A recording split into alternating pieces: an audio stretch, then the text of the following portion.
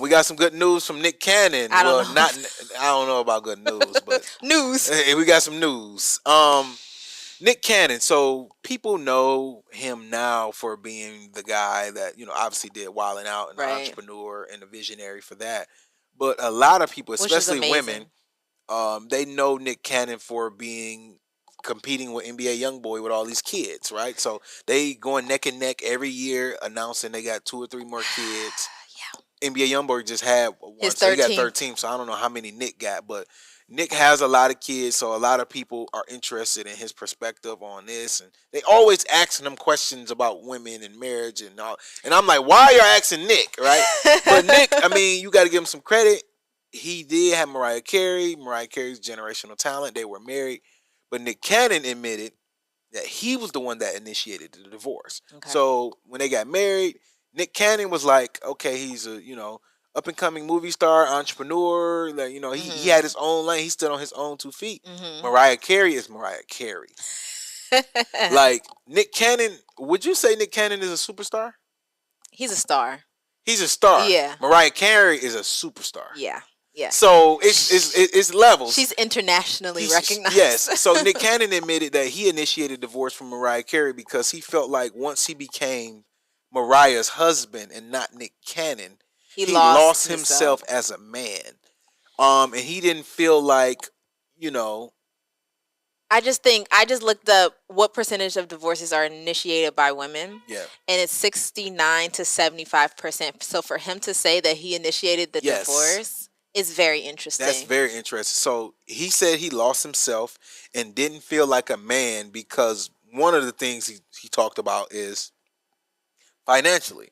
Like, he's doing extremely well. He's the macho. He's probably always been the richest person in the relationship, any relationship he's in, because he's been successful his whole career. Well, he's been acting his almost his whole life. I think he started at like 12 or something. That's what I'm saying. So everybody he's probably dated or kicked it around with either was his peer, or he was the superior in terms of finance, and now like you're dating a megastar. You're dating Mariah Carey. She's wealthier than you. Icon. She's more known than you. Like, imagine like they at the mall and people run up to her and they give him like, hey, can you take this picture? Like, your ego got to deal with that as a man, especially as somebody like Nick Cannon, who's always been like the person that people like.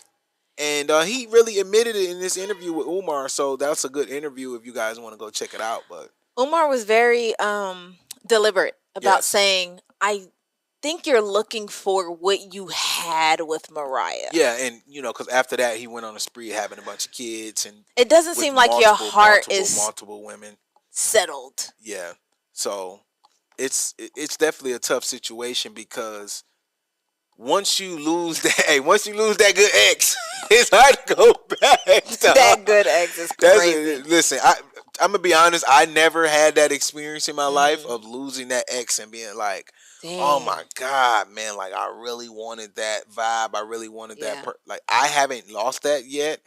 And you won't be. And you won't be. You know who you are. I won't be, right? But I know that can be tough. I mean, you let go of Mariah and you divorced her, and like obviously she's just continuing to be Mariah, and you're kind of like in everybody's eyes crashing out. I was gonna say that for him to say that when he was in that marriage that he lost himself, like he lost a sense of identity, it also feels like you never found it. Right. Like wherever you lost, it does, because everybody has the one great thing that they do, and that's fine. Oprah Winfrey has the Oprah Winfrey Show. That was magnificent. Like, you're never going to top the Oprah Winfrey Show as in your career. Wildin' Out is still his one great thing, but I really think he could have invested his all into it, and it could have been even. I mean, it was great, it was big, but I think it could have been like how the Waynes had In Living Color. Yes. Like, it could have been a cultural moment and icon, I think, if we really just kind of invested your whole self into it.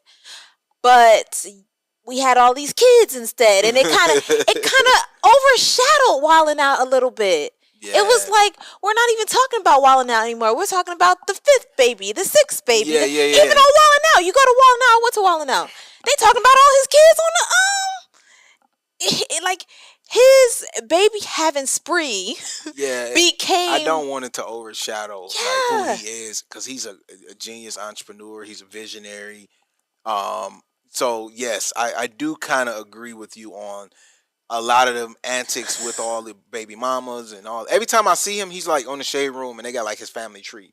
Like I don't never really see nobody pushing what he's known for, Yeah. being an actor, being like, has he acted in any movies lately? He probably hasn't acted in years. Not lately. He He's did been a, producing his own shows though. yes, and he's done a string of hosting gigs. Yeah, but he hasn't Um done any. and Yeah. he had got like an autoimmune disease, which I think people were saying like might have contributed to like him wanting to have a lot of kids and things like that. Oh, But okay. he did get ill. But I think that because of his lifestyle, it overshadowed the like. And I'm not going to put Wildin' Out on his one great thing. Maybe it's another one coming up. But generally in your career, like you're only Kobe Bryant for a span of time. Yeah, You're yeah. You only had that LeBron. white hot space, and you just yeah. Yes. Or Misty Copeland. You're only head ballerina for as long as your body could take it. Like Yeah, it is not going to last forever. So when you have it, you just need to kind of balls to the wall, go for it. yeah. And I felt like it just overshadowed a little bit. And like also no shade either. You didn't feel like a man financially. How is having all of these kids and cutting whatever you make in 1,000? It's possible that he has less money now than when he was with Mariah.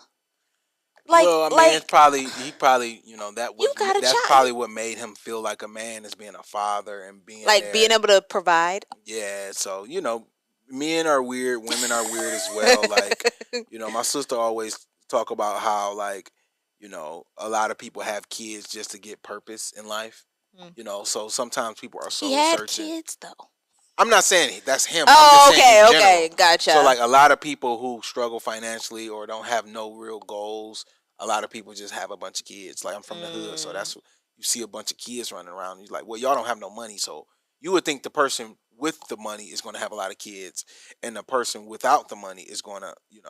you know. Well, I think also sometimes people don't always aren't always able to create things outside of children just because of access to like being able to start your own business or access into being able to start your own movements or access into being a like the foundation of life is like we want to reinvent, we want to imagine, we want to look into our present and define the future for ourselves, so we like to create things as human beings. And I don't, again, you as the Nick Cannon, you have access to create these things, so it just seemed like overkill a Hmm. little bit. And when you're talking to people, because I've said this before on the show, I have a cousin, him and his wife had 4 kids. That's not Nick Cannon, but I'm trying to tell you, 4 kids might as well be 8 when you broke. Like, you know what I mean? 4 kids might as well be a classroom of kids Yeah, that's a lot of kids. that you trying to take care of. And it's like, oh, he was just over my grandma's house. My grandma was like, oh, he talking about a 5th kid. It's like, please stop. Just stop talking about it. Yeah, Because you speak that into existence. yeah. So I don't like. I don't know. I used to want 6 kids. You did? Yeah, I used to want 6 kids. Now I only want like 3. Well, So yeah, I'm not. 6. I Why 6? You um just wanted a big family? Because yeah, I just kind of wanted a big family, but now 3 is 3 is good. a big family. I 3 was is gonna good. say, yeah, 3. I've But never. I always say I'm gonna have kids until I have a boy. So I'm gonna be on my Nick Cannon. If I had 8 girls and 1 boy, I'm gonna just have 9 kids. Cause I want, No, I want. no, I don't believe you.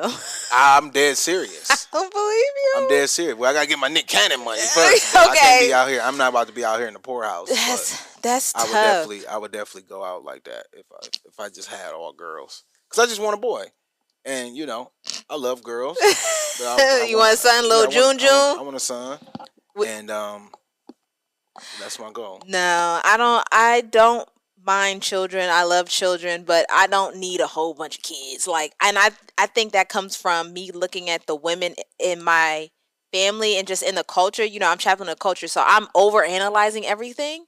And especially black women, they get a hard time when they have kids, just because the society looks at black women as, oh, like you must be a single mother. Like you can go to the grocery store with your kids. Yeah, and Yeah. like where's the father? I mean, oh my Yes. God! And It's it's like, well, like, he's at work. Like, what the right, fuck? Like, yeah. right. And then the idea that, like, oh, if you're, say I'm at a red carpet event with black millionaires, and somebody's like, oh, where's your kids at? Yeah. You don't ask the boy where they. You don't Yeah, ask don't the nobody man. ask the man where his kids at. Don't Yeah. ask me where my kid. They with the father. Yeah, no, that's facts. Yeah, so I don't know.